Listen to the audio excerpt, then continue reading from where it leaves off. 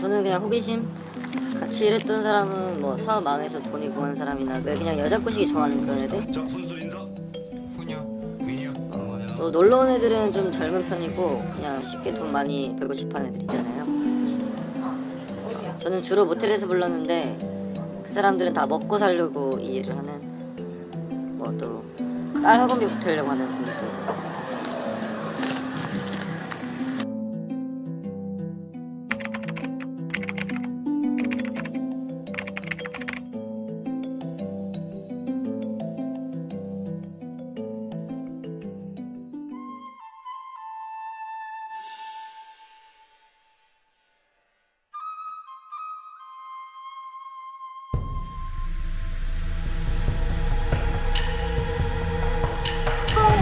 매매라는 것을 굉장히 구조적인 문제로 굉장히고요. 거래 수단으로 이용할지 말지에 대한 그런 자기 결정권의 문제.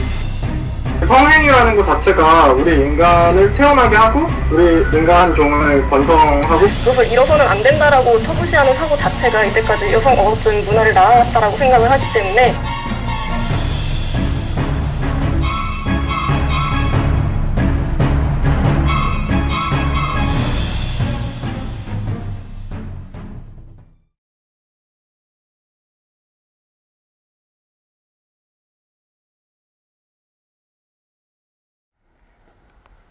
민감한 주제를 놓고 익명의 패널들이 날 것 그대로 토론을 펼칩니다. 난상토론 본색, 지금 시작하겠습니다. 저는 사회를 맡은 김상유입니다. 오늘 첫 타에서는 성매매 합법화를 주제로 윤리적 관점에서 또 법적 관점에서 자유롭고 가감 없이 토론해 보도록 하겠습니다. 서울에 사시는 할리퀸님, 젠틀남님, 마이에이님, 그리고 클레오파트라님 자리해 주셨습니다. 성매매 경험이 많은 한 남자의 이야기를 들으셨을 텐데요. 성매매가 옳은지 그른지, 윤리적으로 어떠하게 판단해야 되는지 이제 각자 생각을 자유롭게 말씀해 주시면 될 것 같습니다. 먼저 클레오파트라님부터 말씀해 주시고 뒤이어서 자유롭게 손들고 말씀해 주시면 됩니다. 네. 저는 성매매 자체는 정말 옳지 않다고 생각합니다. 사람의 몸을 사고 파는 것이라고 생각을 하기 때문인데요. 사람의 몸을 사고 파는 거는 예전부터 있었던 노예 아닌가요? 저는 노예적 상태에 있다라는 말 자체가 굉장히 말하자면 틀렸다라고 생각을 하는데요. 왜냐하면 노예적 상태에 있다라는 거는 자기의 인신에 대한 판단을 자기 스스로가 내릴 수 없는 어떤 다른 사람의 재산의 상태로 인간이 떨어졌다라는 얘기인데, 전 그 사람들이 과연 자기 의지라고는 하나도 없이 어떤 타이나 아니면 강제적인 수단으로 그런 일에 종사를 하고 있는가, 저는 그게 아니라고 생각을 합니다. 그리고 합법화해야 된다라고 생각하는 이유는 이게 윤리적이고 말고의 판단을 법이 내려서는 안 된다라고 생각하기 때문이거든요. 그래서 뭔가 이런 굉장히 사적인 분야에서의 가치 판단에서 법이 좀 손을 놔야 되는 게 아닌가, 저는 그렇게 생각을 합니다. 성매매라는 게 지극히 사적 영역에 관계된 일이라는 것에는 동의할 수가 없고, 그렇기 때문에 거기는 윤리와 도덕적 문제가 개입되어야 된다고 생각합니다. 일단 합법화가 한번 되기 시작하면 독일의 경우에만 봐도 알 수 있지만, 베를린 시내만 500여 곳이 넘는 성매매 사업장이 있거든요. 우리 자라나는 어린애들이 그런 걸 보고 자랄 수밖에 없게 되는 거죠.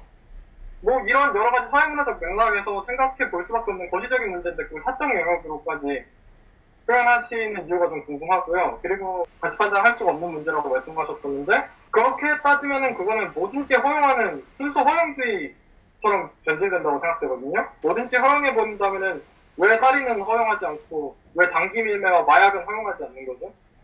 그러니까 전부 다 윤리적으로 봐야 되는 거 아니냐라는 말씀은 개인적으로 좀, 그거는 좀 너무 극단적으로 생각하시는 것 같은데, 왜냐면은 살인이나 도둑질이나 뭐 그런 거는 이렇게 확실하게 그래서는 안 된다라는 사회적인 공유된 그런 가치 규범이 있는 건데, 성매매 같은 경우에는 사실 누구를 죽이는 것도 아니고 그 사람이 돼서, 그러니까 그 사람이 자기가 그 성매매를 하려고 참가라기보다는 그러니까 그런 그 노동시장에 참가하는 그런 의미로 이렇게 볼 수 있는 건데, 그거와 다른 그런 사회적으로 절대로 법적으로 그래서는 안 된다라고 말하는 건 저는 개인적으로 이렇게 적절한 비교 대상이 아니라고 생각이 들고요.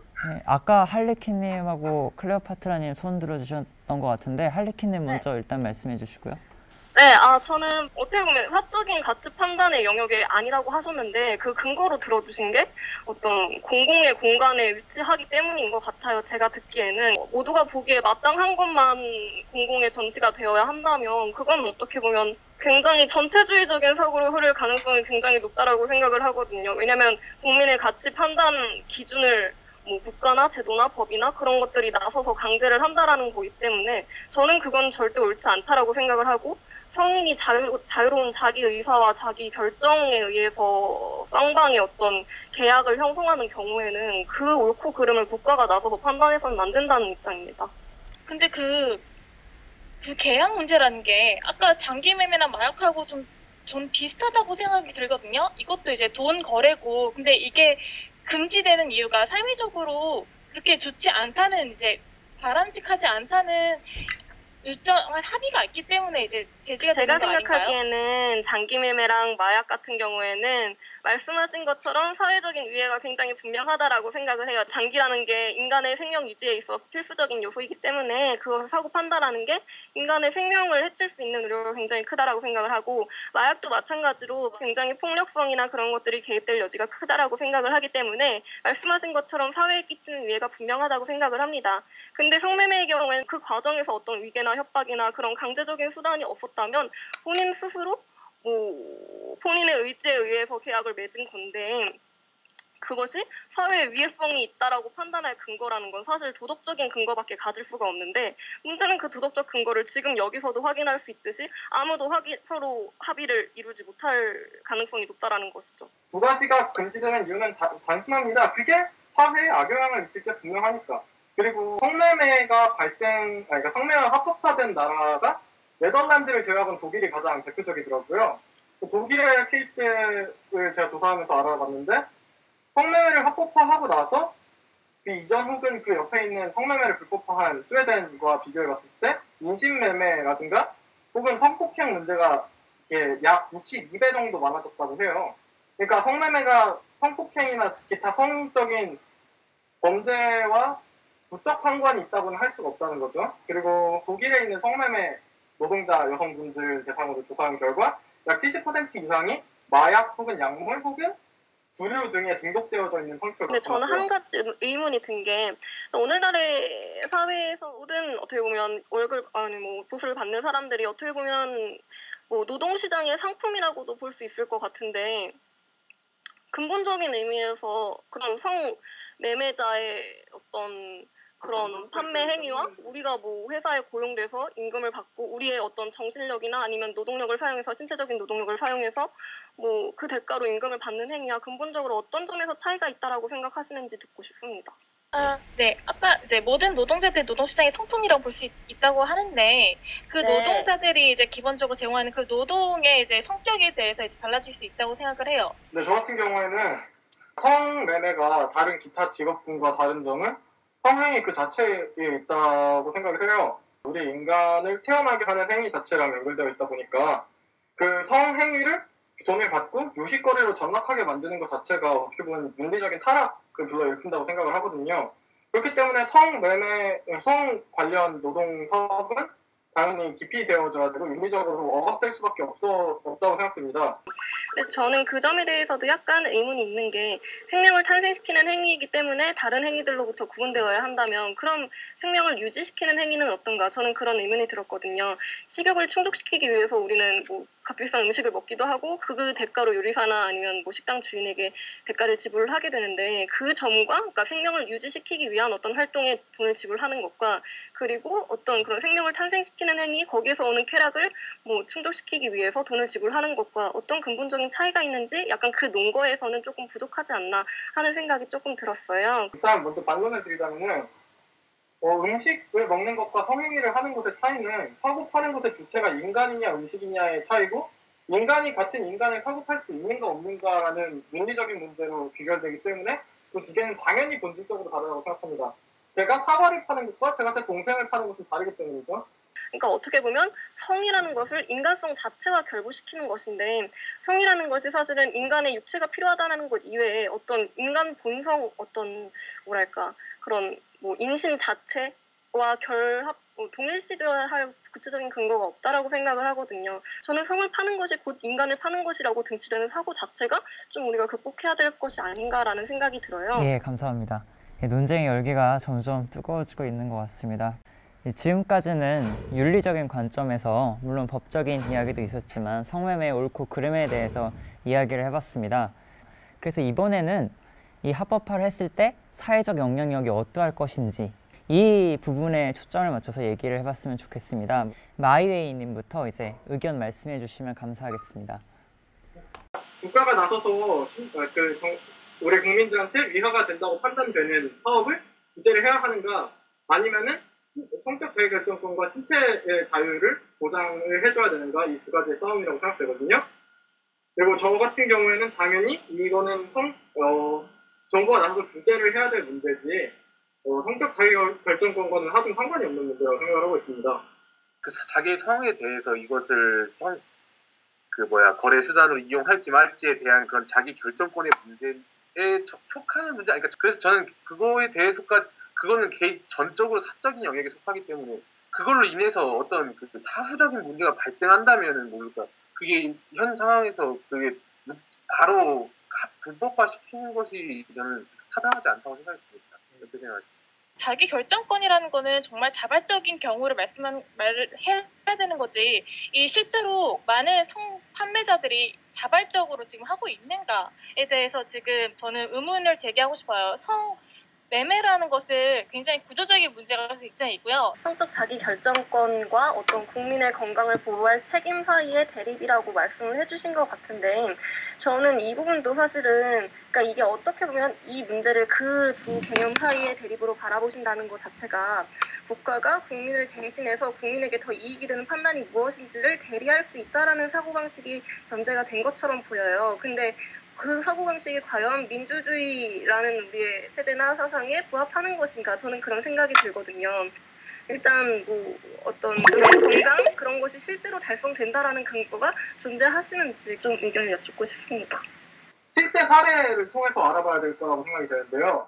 독일이 2002년에 성매매를 합법화하고 나서 2013년에 제작된 슈피겔지에서 제작된 설문조사에 의하면은 약 73% 이상의 성매매 판매자 여성분들이 자기네들은 돈을 받고 성행위를 해야 되는 기계처럼 변한다. 혹은 돈을 받는 순간부터는 자기 의사와는 전혀 상관없이 어떠한 종류의 성행위라도 받아들여야 된다. 심지어 어떤 분들은 월경 기간에도 성매매를 했어야 됐고, 그게 직업이라는 이유로 오히려 정당화되고 있는, 오히려 성매매 여성들을 지켜줘야 되는 이 성매매 합법화가 오히려 성매매 여성들한테 폭력이 되고 있는 그런 양상을 띠고 있었어요. 저희가 비록 성매매 합법화에 찬성하는 입장이긴 하지만 그러한 강제적인 위계가 사용된 그러한 종류의 성매매까지 합법화하자고 얘기하는 것은 아니거든요. 다만 두 분이 말씀하시는 것은 이 성매매를 합법화했을 경우에 폭력이 개입될 여지가 좀 커진다, 가능성이 커진다, 그 점을 우려하시고 계신 것 같은데, 저는 오히려 이게 성매매라는 것이 합법화를 하지 않는다고 해서 없어질 것이 아니라면 오히려 양지로 끌어내서 조금 더 그런 폭력으로부터의 보호나 노동 조건의 개선을 좀 추구하는 게 더 맞지 않나 하는 생각을 하게 된 것 같습니다. 이 성매매를 강제적으로 하게 하는 폭력이 아니라, 제가 1시간을 주고 어떤 여성을 샀을 때 그 1시간 동안 이루어지는 폭력에 대해서 말씀드린 거거든요. 실질적으로 아까 말씀드렸던 걸 다시 한번 말씀드리자면은, 독일에서는 73%가 넘어가는 여성분들이 실제로 성매매 도중에 자신이 일방적으로 폭행을 당했지만 어디 가서 호소할 수가 없었다라고 말씀해 주셨어요. 근데 굳이 이런 실질적인 근거들을 제치고 자기가 생각하기에는 합법화하는 것이 훨씬 더 보장을 해주는 거라고 생각하시는 근거가 궁금합니다. 그러니까 그렇게 말씀하시는 그런 상황들이, 예를 들어서 그런 70% 정도의 어떤 성매매 종사자분들이 폭력에 처했을 때 구조를 처할 곳이 없다라는 상황이 성매매를 합법화함으로써 생긴 것인지, 아니면 성매매를 합법화함으로써 비로소 그런 조사도 가능하게 된 것인지, 이 두 가지는 약간 자세히 살펴봐야 할 맥락인 것 같습니다. 마이웨이님 말씀하신 것은 일종의 답변을 드리자면은, 이 성매매 그 시간 동안 폭력이 가해지는 것 자체가 문제가 된다고 하셨는데, 저는 그러니까 다른 거를 생각을 해봤을 때, 예를 들면은 당장에 복싱 같은 것만 생각을 해도 일정한 시간 안에 폭력을 가해서 하는 거잖아요. 그리고 물론 그 육체적 폭력이긴 하지만, 그리고 그 과정에서 이런 그걸 맞은 사람 같은 경우에는 그걸로 인해서 이거 하는 사람한테 그냥 너무 하기 그냥 힘들다라는 생각을 할 수 있죠. 근데 그거에 대해서 그러면은 다른 규칙을 보완하거나 아니면 어떤 너무 지나친 폭력이 있을 경우에는 이런 식으로 제한을 가한다는 것이 제도적 보완을 통해서 이루어지는 것이, 저는 그거를 그렇다고 해서 그걸 불법화 시킨다는 것은 문제를 해결한다기보다는 오히려 그 사람이 이런 아예 억압하는 것과 저는 제도적으로 제재를 가하는 거는 다르다고 생각했어요. 이게 왜 제도적인 보완점이 아니라 불법화가 되어야 되는지 이유는 독일과 스웨덴의 차이점에 대해서 다뤘던 특기교사로서 제가 설명드릴 수 있을 것 같은데, 독일 같은 경우에는 전면적인 합법화를 2002년부터 시행됐고 이번 년은 13년이 지나친 걸로 알고 있어요. 여러 가지 문제점이 발생했고, 그와 대조적이게 스웨덴 같은 경우에는 애초에 불법화로 시작을 해가지고 좀 특이한 점이, 스웨덴 같은 경우에는 대신에 판매자를 처벌하는 게 아니라 구매자를 처벌하는 방식으로 성매매를 제재를 걸어왔거든요. 그렇다 보니까 오히려 성범죄 수는 줄어들고 인신매매 수도 줄어들고, 그리고 성매매의 수요가 줄어들다 보니까 공급 자체도 줄어드는 식으로 안정적으로 해결이 됐다고 해요. 그리고 두 번째로 권투와 섹스를 비교하셨는데, 권투 자체는 폭력을 애초에 사전에 이제 전제를 하고 하는 운동이기 때문에 폭력을 당하는 사람도 가하는 사람도 서로가 동시에 가해자이고, 그리고 링 위에 임하는 자세부터가 나는 저게 얻어맞으러 간다는 것을 포함하고 있기 때문에 링 위에서의 폭력은 폭력이 아닌 게 됩니다. 하지만 성매매 판매자분들이 과연 내가 저 방에 들어가가지고 낯선 남자한테 머리끄댕이를 쥐어잡히고 욕을 얻어먹어가면서 성행위를 할 거라고 각오를 하시고 하시는 걸까요? 예, 클레오파트라님 말씀해 주십시오. 이걸 제도적으로 과연 보완이 가능할까라고 생각이 듭니다. 일단 제도적으로 보완을 한다고 생각을 해요. 그러면 이 성매매 여성들을 보호해줄 만한 일종의 조직이 필요하게 되겠죠. 그러면 이 조직과 성매매 여성 간의 일종의 공생관계가 이제 형성이 되겠죠. 일종의 회사, 소속사 같은 게 생긴다고 쳐요. 그러면 이 소속사의 이제 구조 때문에, 계약 때문에 이 성매매 여성들이 자기가 더 이상 성을 살고 싶지 않음에도 불구하고 구조적으로 계속해서 성매매에 이제 들어갈 수밖에 없는 그런 상태에 놓을 수 있다는 겁니다. 잠깐만 추가해도 될까요? 지금 이제 시간이 이제 촉박해서요. 이제 돌아가시면서 30초씩 발언해 주시고 그리고 이제 마무리하도록 하겠습니다. 그러면 먼저 마웨이님께서 30초 동안 이제 본인의 주장을 요약해서 말씀해 주시기 바랍니다. 예. 성매매 합법화에 실패한 독일과 불법화로서 성공한 스웨덴 두 가지 사례를 비교해봤고요. 성매매를 합법화했을 때가 오히려 훨씬 더 많은 부작용들이 나타나고, 오히려 정말 역설적이게도 여성 인권을 오히려 억압시키고 여성들에 대한 사회적인 인식 자체를 나쁘게 하는 영향이 있었다고 말씀드리고 싶어요. 네, 다음으로 젠틀남님. 그러니까 규범적 차원이다 보니까 이것이 동의가 되지 않으면 그렇게밖에 될 수 없지 않나 싶어요. 저 개인적으로는 그런 거를 너무 서적인 성이라는 것을, 그러니까 본질적인 반응에서 이건 성은 단순히 성스러운 것이다, 아니면 신성한 것이다라는 거에 너무 얽매인 나머지 그걸 이런 자기 스스로 결정할 수 있는 권리가 있는 차원에까지 확대시키는 것에 대해서는 좀 더 제고가 필요하지 않나 생각이 듭니다. 네. 예, 감사합니다. 다음 클레오파트라님 30초 발언해 주십시오. 저는 이 성이라는 것이 일종의 사회적 가치가 이제 담겨 있는 어떤 도덕이고, 그렇기 때문에 이제 이 성매매 합법화 이제 찬성이 이제 도덕적인 그런 것이냐 옳은 것이냐 이런 거에 대해서보다는 성매매가 지금 불법으로 금지되고 있는 이 현상 자체가 우리 시대의 도덕, 우리가 추구하고 있는 지금 가치라고 생각을 합니다. 예, 감사합니다. 다음 할리퀸님 마지막으로 30초 발언해 주십시오. 예. 저는 권력의 불평등이 기본적으로 해소되지 않으면 불법화를 한다고 하더라도 해결될 수 없는 문제라고 생각을 해요. 그렇다면 과도기적으로 지금 당장 성매매에 종사하고 있는 사람들을 보호하기 위해서라도 어떤 법적인 지원, 어떤 노동 환경의 개선 그런 것들이 필요하다라고 생각을 했기 때문에 저는 합법화를 해야 한다라고 주장을 해왔었습니다. 네, 감사합니다. 예, 감사합니다. 네, 이렇게 해서 정해진 시간 70분이 모두 완료되었습니다. 굉장히 이제 훌륭한 주장들을 해주셨고 너무 재밌게 잘 말씀해 주셨는데 더 토론하지 못해서 많은 아쉬움이 남습니다. 그래도 이제 우리가 이 의제를 중요하게 생각하고 계속해서 논의해 볼 만한 가치가 있는 것 같습니다. 지금까지 함께 해주신 시청자 여러분 감사드립니다. 그리고 자리를 끝까지 지켜주신 패널분들께도 감사드립니다. 감사합니다.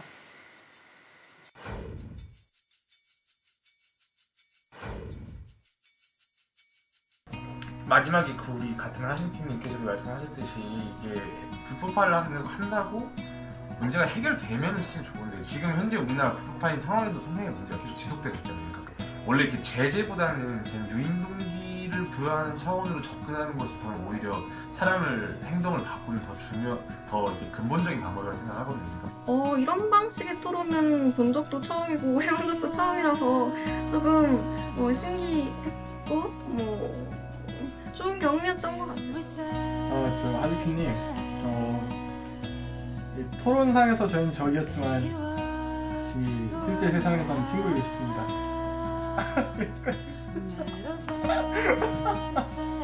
여자친구 있으시잖아요. 네, 다음 질문으로. 태어나지가 않아요. 술 먹고 싶어요. 팬분들이랑 술 먹고 싶어요. 그쵸, 이런 건 술자리에서 막 더 터지게 써야 되는 얘기 아닐까요?